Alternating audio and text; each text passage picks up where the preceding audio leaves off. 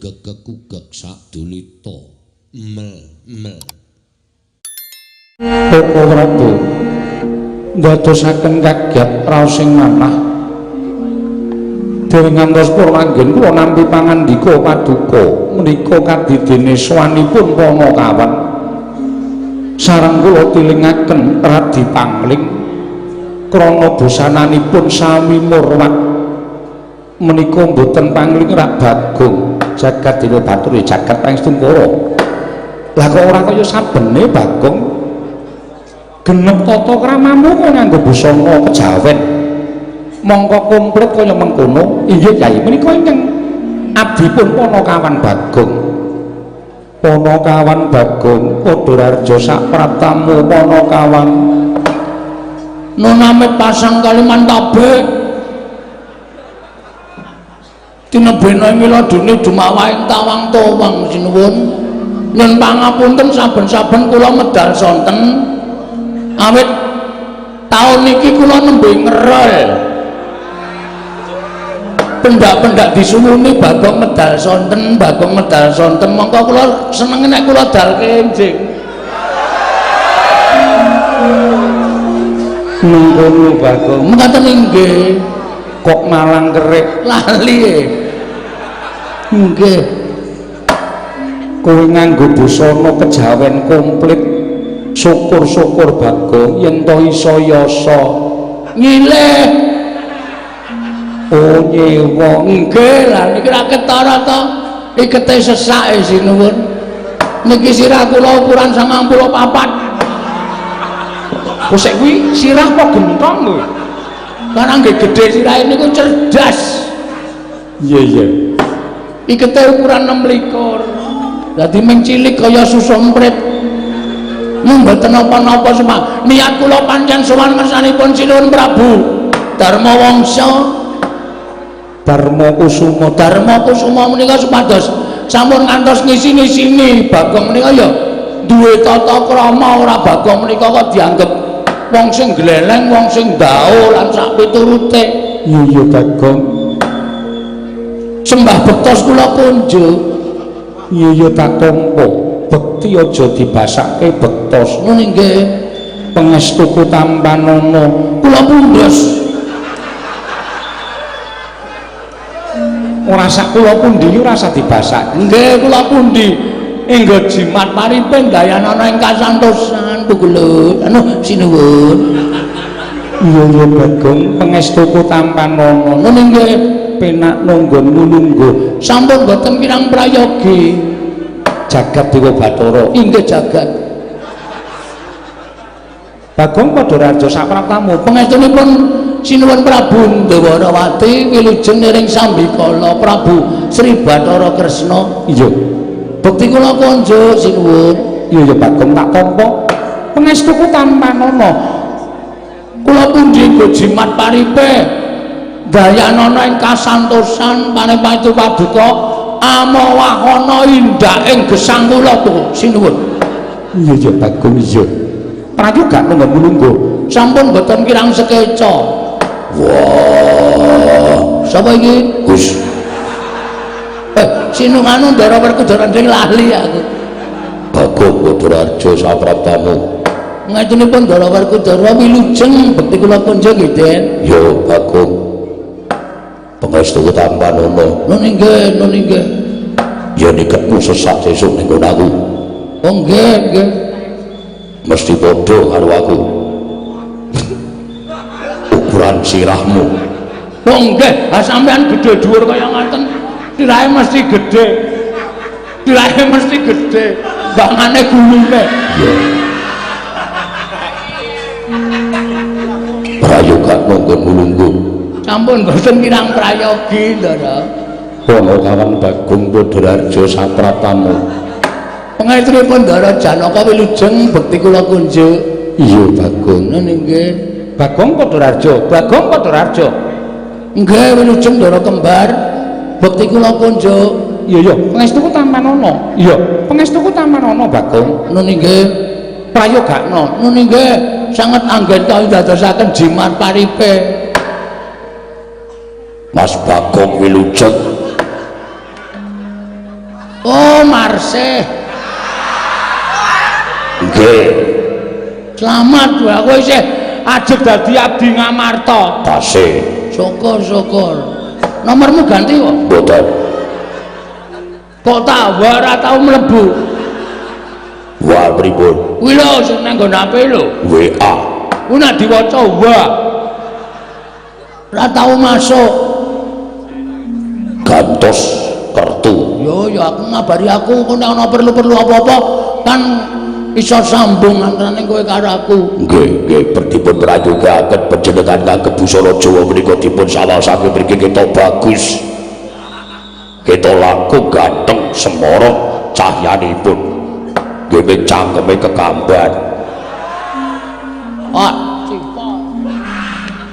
Ngunake lanang kok cangkeme kekamban. Prayogaken Mas Bagong. Heeh, iki aku lagi penting ora sambung rembug kowe karo aku ki mengabdi. Nggih. Engko ndak dukani sinuwun Prabu Darma Kusuma. Nggih. Mangke mampir. Suwung pa. Nggih. Engko tak perloke dela-dela ya. Nggih. Ana kawan Bagong. Nun, Ana wigati apa ana kawan dene sira sowan mongko tanpa tinimbalan. sepisan kula ngaturaken sembah pangabekti kunjuk, dungkap apa kalih sowan kula menika mboten saking pikajengan kula piyambak, nanging kula dipun sotaken. Disotke karo sapa? Dikongkoni lho diutus. Kula niku diutus kalih Bapak Semar. Saderengipun kula ngaturaken wigatos ing pasewakan, Bapak Semar ngaturaken sembah pangabekti katun Ndara Puntadewa. Iya tak tampa bapakmu ngaturke bekti. Matur sembah nuwun. Angka kalih kula ngaturaken bektinipun simbah katur Ndara Puntadewa. Iya Bagong tak tampa. Tiba padha-padha gandeng wong tuamu kuwi piyai sepuh. Mekaten semanten niku ugi.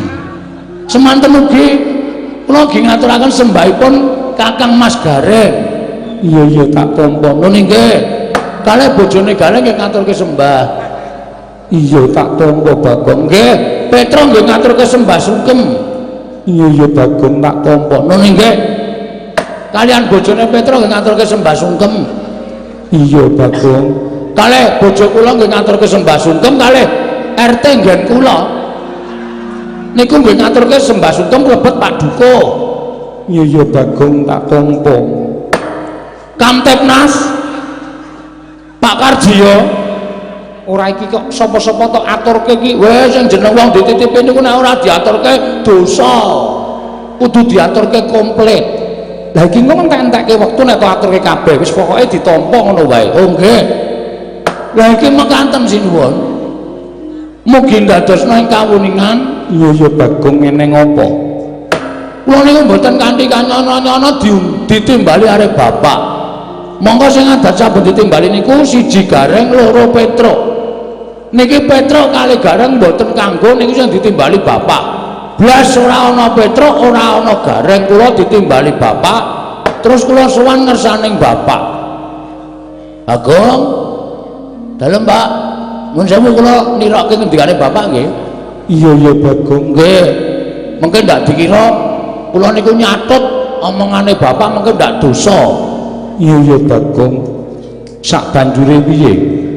Ana apa, Pak? Ora ana apa-apa. Kula niki nirake omongane bapak. Oh, lara ngerti kok ya. Wah, wis parah iki. Ngeten. Ana apa, Pak? Ngoten. Ampun semaur. Ora.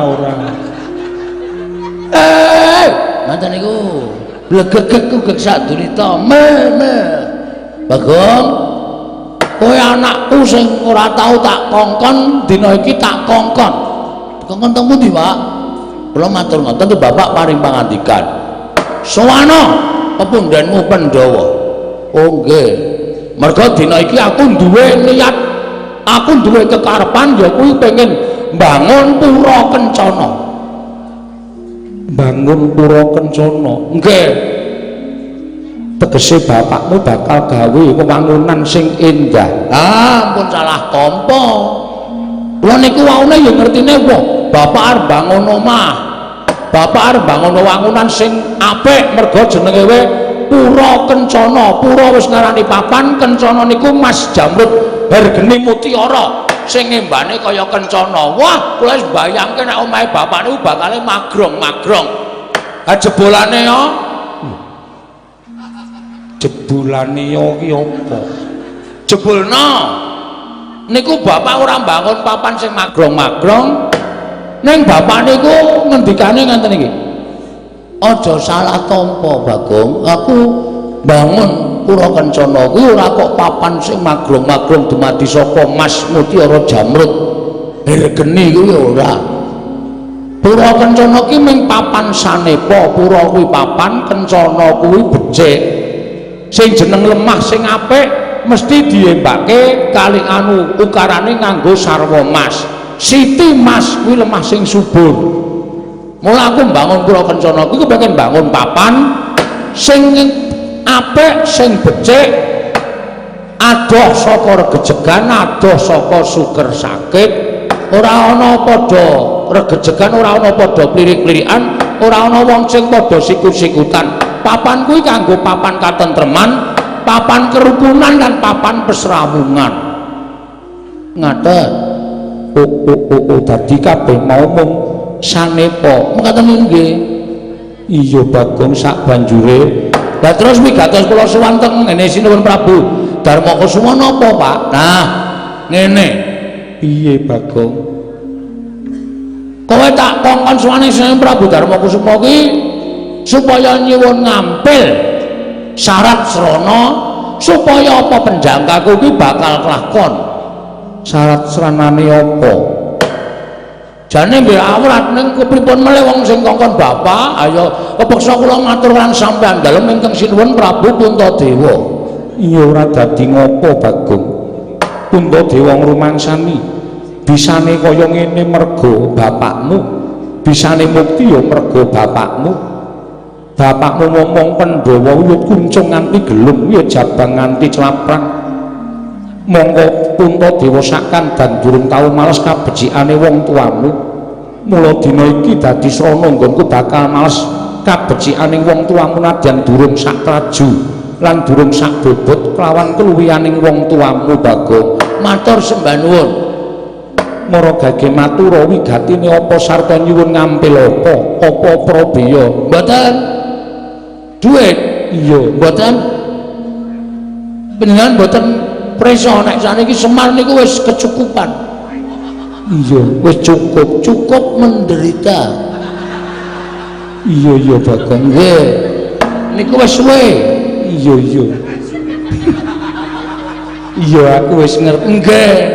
Ah, sing dibutuhke niku mboten kok perkara bondo pranata cicis. Alon-alon Bagong ora sah kesusun. Nggih. Karang cangkeme kejembaren. Ngarepmu niku sok ketekuk-tekuk. Iya. Mboten perkara brana picis Prabeya Jamrut Hergeni menika mboten, nanging pusaka Ngamarta ketiga. Isih tenang, durung ana reaksi apa-apa. Pusaka Ngamarta ketiga inggih menika setunggal tumbak. Apa ya? Wah lali aku ki. Mau diweling kok nyatet ya ora tak catet bareng tekan kene. Tumbak Ngamarta. Nggih. Napa asmane Sinuwun? Tumbak Karawelang. Nah. Tumbak tempe Karawelang. Ora nganggo tempe. Oh iya, Ding. Tumbak Karawelang angka kalih payung mutha. Payung Tunggul Naga. Payung Tunggul Naga angka 3 inggih menika Pustaka Jamil Saipul Jam. Apa dah? Pustaka Jamus Kelima Sada. saking bungah kula kaya karang wong lalen niku pustaka Jamus kelima sada ketiga menika badhe kula suwun kula boyong wonten ing anu Karang Kadempel dados syarat srana bapak ngenipun bangun pura kencana. Werkudara, nggih.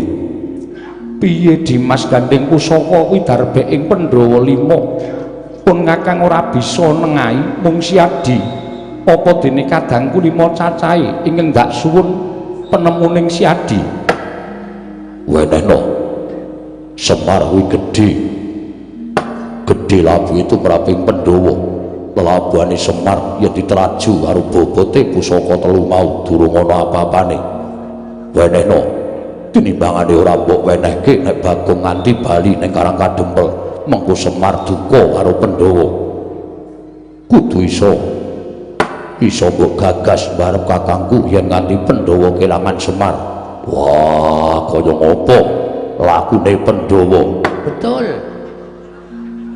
leres niku nek dipikir Semar niku sikil dinggo sirah-sirah dinggo sikil ngomong Pandhawa iku wis cilik-cilik sampean sedo cilik-cilik kula ngetutke nganti sepriki niki sampean wis dadi ratu sampeyan do mukti ngawibawa Nyakrawati mbau denda niku kula ya ora tau njaluk undaan bayar ora tau protes ora tau pripun-pripun bapak ya nrimo wis sampean cilik nganti saniki wis dewasa wis sepuh omahe bapak kaya ngono nika blas ra ana sing dandani ya ora tau protes niku lho nrimane bapak. Iya Bagong menengo dhisik. Oh nggih. Arjuna piye? Kula nderek kersanipun Kakang Mas Jodipati. Mbok menawi panjenenganipun Kakang Mas Jodipati menika leres. Nah. Niku ya cocok. Bagong Dalem menengo dhisik. Wah, cangkemmu iki kaya omong wae to ya. Nek kula Sedewa, kula ndereke mawon lho Prabu, kula ndereke mawon. Leres kendhanipun Kakang Mas Werkudara. Menawi ngantos Koko Prabu menika awel maringaken pusaka ketiga menika kala wau, ajrih kula menawi kogel kagelan manahipun Kyai Semar tumunten nilar dhateng para Pandhawa. Lajeng kados pundi polahipun para Pandhawa? Bagong, wektu dina iki apa ingin dadi aturing kadang-kadangku kabeh kusarujuk. Mula yen to kowe mbutuhake pusaka Ngamarta 3 tumbak para welang payung Tungganaga pustaka Jamus Myang Jimat kelima sada mara boyongan marang Karang Kadempel jeneng ingsun ora bakal awel sarta ora bakal anggrundel ana kawan Bagong. Yayi kula wonten dawuh kula nuwun sewu sampun ngantos kesesa dhateng menapa sampun dipun ngendikaken dening para kadang-kadang kula sedayanipun namung perkawis menika sampun ngantos dipun petang gampil liripun kados pundi paduka paring dawuh mekaten. Yayi nuwun sewu lho sepisan Semar menika namung derajatipun Panakawan. Semar menika namung nuwun sewu kasaranipun namung batur ingkang sepisan radyaneh petangan kula. Lah kok ing ngatasé Semar menika namung Panakawan kok duwe niat bakal bangun pura kencana menika engko sepisan. Kula mboten badhe angias, kula mboten badhe ngembe. Duwin kula mboten badhe angilani dhateng kawontenanipun Kyai Semar. Namung sedaya iki badhe katindakan menika kapetanga kanthi nalar ingkang ganep sampun ngantos buntung ing tembe wingkingipun. Inggih to menawi Semar menika lair batos nyuwun ngambil pusaka ketiga. Menika lair batos kinarya syarat sarana mbangun pura kencana nanging nuwun sewu. Pemanggihipun tiyang gesang wonten ing alam Padang menika wah gingsir. Inggih menawi Semar menika kala wau nuwun sewu wonten manah salebetipun penggalipun Kiler Semar yen to wis jeleh dadi wujuding Panakawan tumunten badhe kepengin mindak pangkatipun tumunten badhe kepengin mindak derajatipun sarana nyuwun ngampil pusaka ketiga ing pengangkah supados sesak mangke saged ngembari dhateng pangaosipun para Pandhawa lan saged mukti ngawibawa Nyakrawati mbau denda tanpa beda kaya dene para Pandhawa. Mila pusaka menika menawi para Pandhawa maringaken kula nuwun sewu kula ingkang badhe anggondheli Kyai Prabu tasih nganggep ing neraka menika pengayomanipun para Pandhawa. Kula nuwun sewu lho kula ingkang gondheli pusaka ketiga menika Kyai Prabu.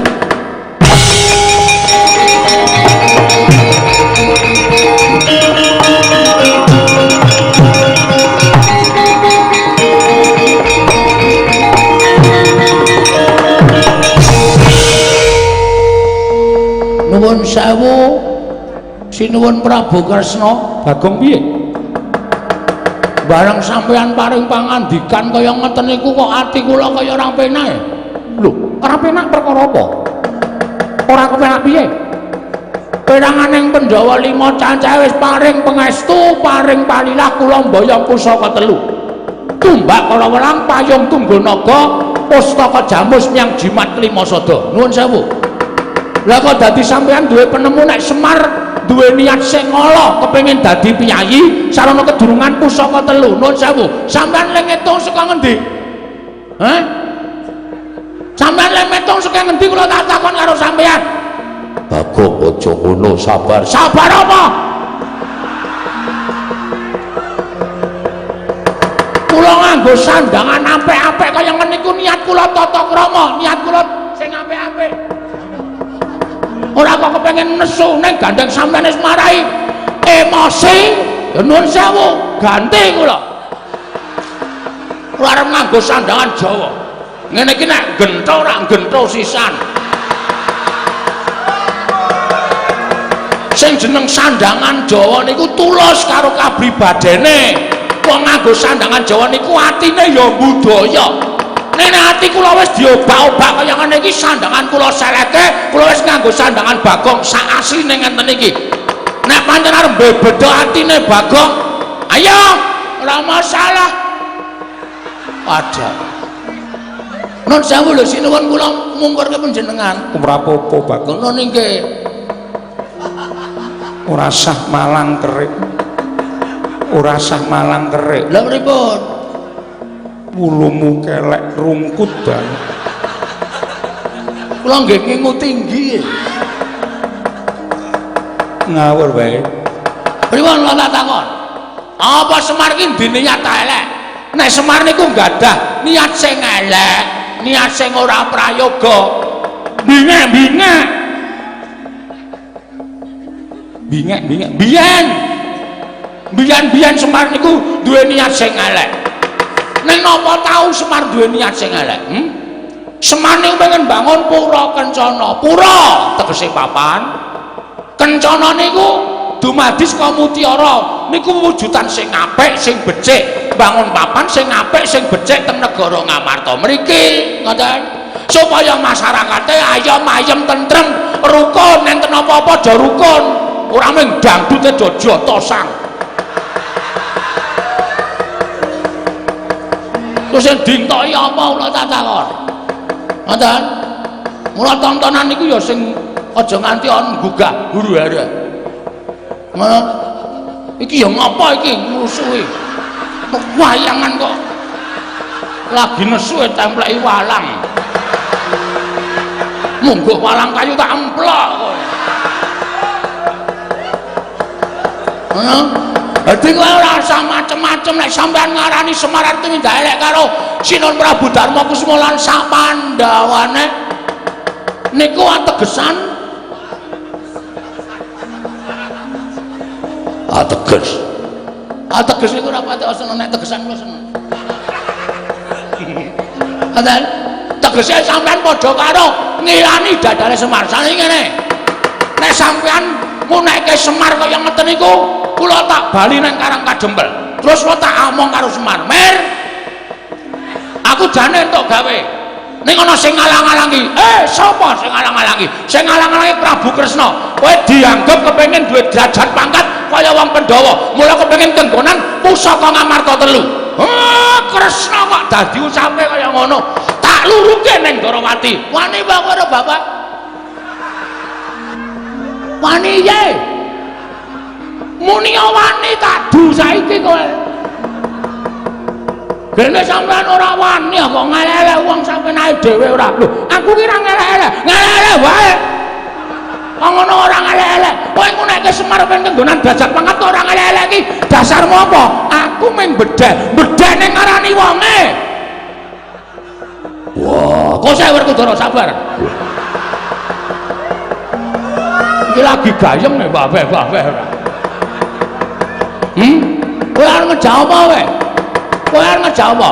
Jane ngeten, ngeten mawon. Berarti sing mepalangi Ratu Darawati. sing ngepalangi Prabu Sri Bathara Kresna. Oke, ora masalah. Kula ora wedi karo sampean. Kula ora bakal mundur sejangkah. Ngendikaning para kiai nek nganti anak iso mbelani karo bapak niku tegese anak sing junjung karo derajate wong tuwa. Mikul dhuwur mendem jero karo wong tuwa. Iso nyuwargake wong tuwa kula. Bapak niku kula punjung ingkung gajah saben dina niku ora bakal iso males kabeciane wong tuwa. Sranane men kula kudu iso mbelani karo bapak. Oke. Oke. Sane karo sampean pripun? Aku wis kentekan kata-kata iki. Kalimatku pun telas. Niki anane mung adu otot tak ladeni adu otot. Adu kekuatan tak ladeni adu kekuatan. Wis ben luweh modar nang kene ya wis ben. Kemropok tenan pikir aku iki. Nek carane kaya ngene lara atiku. Bapak denekke kaya ngono. Karepe piye? Ayo wangsulan. Aja meneng wae. Wangsulan ngeten iki Bagong. Metu njaba. Ngoten. Gampun. Kula niku rasa dikon metu njaba wis bendera tatoke njaba. Mengke ndak perkarane berat. Ngoten. Rasa ta omongi. Ngoten mawon. Kula mben ngendika pripun-pripun? Rupa wani, jembar wani, padangane wani, petengane apa meneh?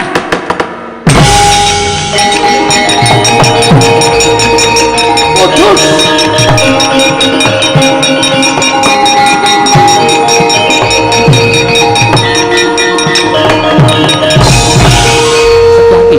Setyaki. Siraman nganggo tirtane kesabaran aja ngono Setyaki. Dimas sing sabar. Kanjengipun. Kula Prabu menika sembahan kula. Nek Kula Prabu dicecamah dening wong kono-kono, kula ora nrimake sing nyamah upamane sapepadaning ratu menika pantes ning derajate ngaceplik menika namung batur. Ucape kok drewili kaya grojokan ngreweteh kaya bedhe sewu napa pategalan.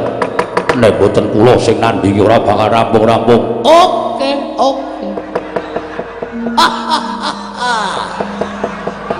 Pancen tak jarak. Sampeyan ora krasa sing tak unek-unek Kresna, sing tak lirik Sencaki. Padake apa? Setyaki sabar. Kanjengipun Sinupun. Lho, aku ora ngopo-ngopo. Kaya ana sing jawel le. Bagong sabar. Sapa ya? Aku ora. Ndara Janaka. Aku ya ora. Kowe sih. mboten. Kowe senengane jual jawel. Anggere kurang jual jawel. Niatipun pripun? Kula wis ngerti kok sampeyan mesti mbelani Ratu Gusti sampeyan. Bagong kowe mau nantang muni piye? Waduh lali. Mau saiki tahu roti. Nek mau kon baleni wis ora iso. Yen kar nantang Kula Prabu, mungsuhe dudu Kula Prabu. Lho, sapa? Mungsuhe Setyaki. Ayo dijajal Bagong karo Setyaki menang sapa? Kowe iso ngalahke Setyaki. Kena adu arep karo Kula Prabu, ning kowe ora iso ngalah Setyaki. Aja takut dosa, bali mungkari jeneng. Muni yo. Iki serius iya iki. Iki tenan iya iki. Iki ora guyon lho. Nek tantangane wis kaya ngono kuwi tantangan sing tenanan. Ora masalah. Apa dianggap aku wedi karo sampean? Ngendi papane wong ngasut?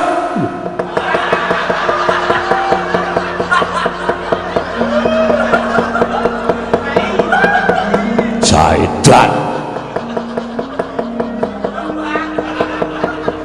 Gara werku ampun guyu. Niki lelucan kula niku kudu nggo penonton, dudu nggo pemain. Sampeyan niku pemain. Pemain kok guyu ayo ora apik. Apa gade? Tayone arep wani jebul ming. Kon ngasut. Ayo wani ya. Ora wani aku. Metu njaba. Oke. Metu njaba kowe. Terima kasih diingatkan. Boleh. Iya, wis rasa kuwatir Sencaki mesti tak toke njaba. kowe ora usah kuwatir. Yo ning Ayo tatutke ora bakal mesti karo kowe.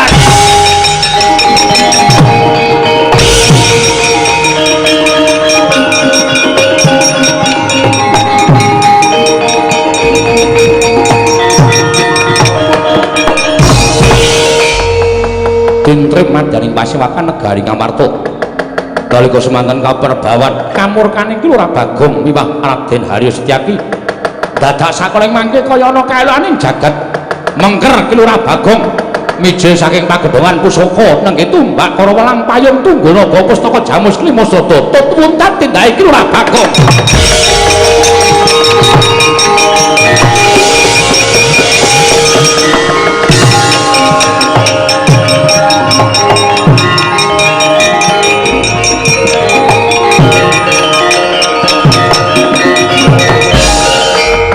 Senjata cakra ingkang tanpa beda panggraitaning kaya menungsa lumrah.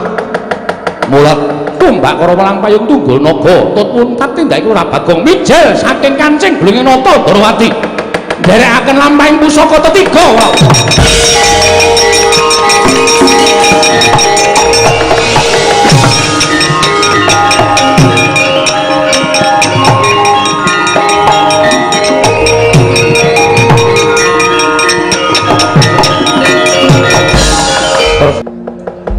Yayi Ragil ana apa dene banjur madukuh ana ngarsaning pun Kakang Nika Prabu mugi andados ing kawuningan menapa Kakang Prabu boten sumurup kaelokan ingkang dumados wonten negari Ngamarta. Ana apa Sedewa sajak wigati kaelokan sing endi dene kowe matur ngersaning barep kakangku. Iya Kamas nun sewu kula piyambak ugi gumun namung emanipun ingkang sumerep lah kok namung kula piyambak ketitik saparipurnanipun lampah menika teka boten dipun rembak dening Kanjeng Koko Prabu miwah Kakang Mas Jodipati. Kaelokan apa Dimas sareng mengkeripun Bagong kula sumerep wonten ing antariksa wonten cahya 3 cacahipun mongko menika sareng kula taliti jebul cahyanipun pusaka Ngamarta. Inggih menika tumbak kala welang payung Tungganaga miwah pustaka Jamus Myang Jimat Klimasada. Nyata pusaka menika cariyosipun benjang dumados duk nalika semanten dumados saking para nalendra ingkang digdaya. Mila panggraitanipun lan prabéda kados dene titah swantah. Mbok menawi sami ngleresaken menapa dados penjanganipun kula Semar ketitik pusaka nalika semanten kumleyang piyambak tutwuntat lampahipun ki ora Bagong Koko Prabu.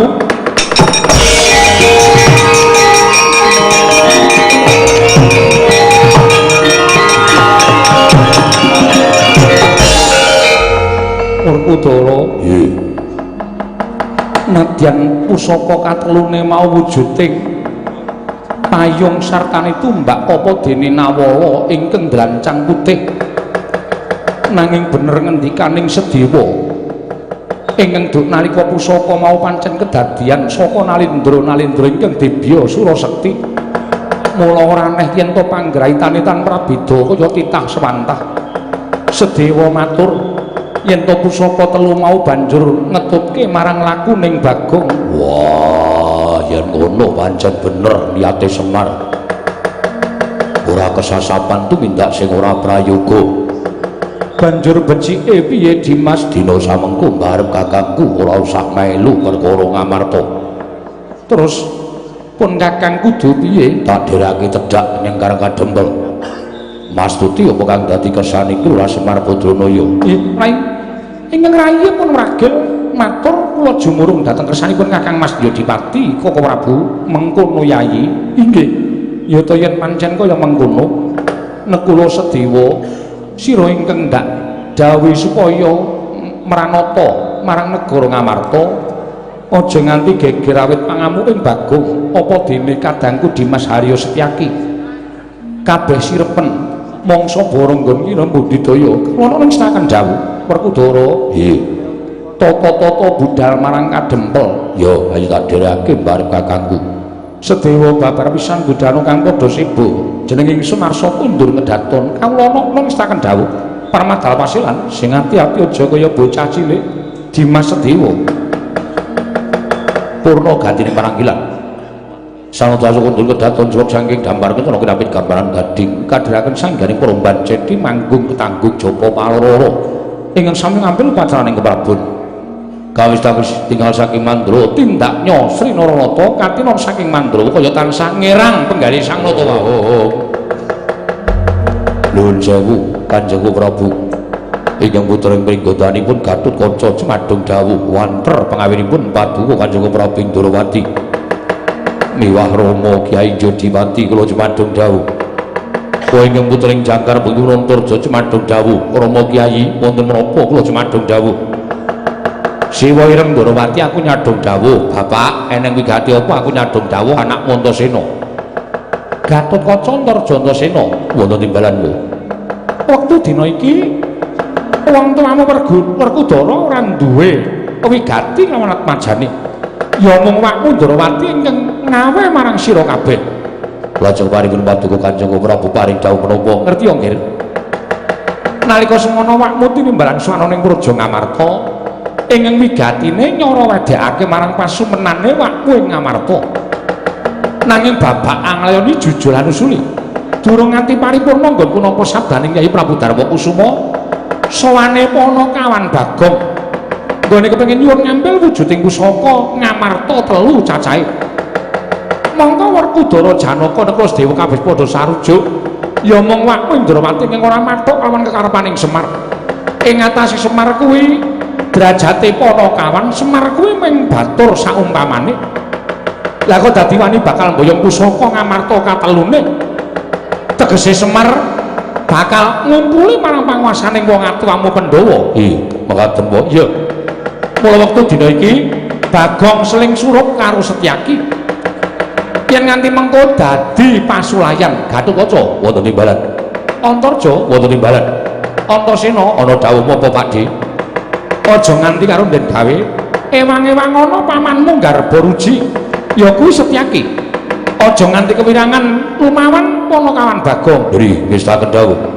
Lajeng mangatipun ing putra bincang menapa ora kentang sambung obor celok lintang mangkata dina iki. Yen Bagong gelem bali tegese manut pangraing para Pandhawa utamane wakmu ing Ndrawati. Nanging yen Bagong ora gelem bali kowe tak paringi purba lan sesa mangsa bara nggonmu ngrenah kawan si Bagong. Nggih, ngestaken dawuh. Nyuwun pamit, Po. Nggih, ngestaken dawuh kula nyuwun pamit. Sing ati-ati aja kaya bocah cilik Gatotkaca Antarja.